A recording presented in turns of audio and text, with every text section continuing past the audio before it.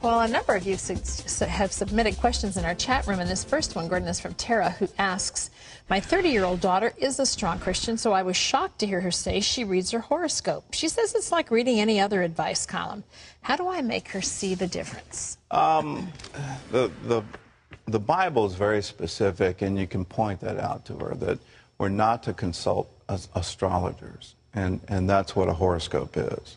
That somehow or other your day or your life is determined by the position of the stars and planets and the phase of the moon when you were born.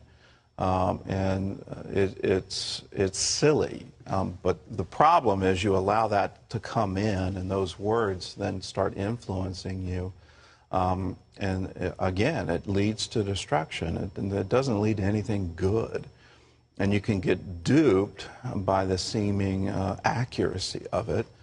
And I just point out to her the verses about astrology. She's a strong Christian.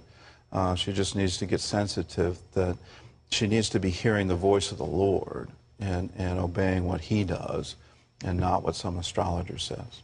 Okay, this is Jason who asks, in the Oracle of Delphi, did they believe that your fate can change, or is everything in your life predetermined?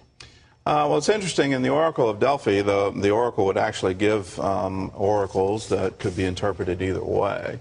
You know, the famous one is a great empire will fall, and so the king took that as he's going to win. Well, he was actually the empire that was going to fall. So that's one part of it. In other parts of Greek mythology, they had the fates, and the fates determined your fate. And there was nothing really humans could do about that. The great thing about the Christian Jewish tradition is you determine your fate.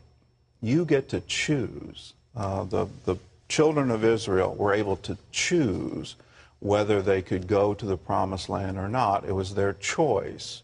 God has given us free will, and fate is not predetermined. You choose it, and you're an active participant with God. That's one of the great legacies of Western civilization. A lot of these other religions are talking about you're trapped in your karma, you're trapped in some kind of fate, this que sera, sera kind of thing. And nothing could be further from the Bible. Take the freedom we have and the free choice we have and use it. And remember the words of God. I put before you life and death. Choose life. Why would you choose death? Why would you choose the way that I've already explained to you leads to death? Choose life. And so use your free will to, I guess, do the right thing. This is Ileana, and she asks, since the oracles were like portals to the gods, and since the Greek religion celebrates numerous gods, couldn't that have led to several, different interpretations or predictions? I don't think they viewed them as portals to gods. They viewed it as a portal to Apollo, and Apollo had enabled a spirit of prophecy to come by killing the python.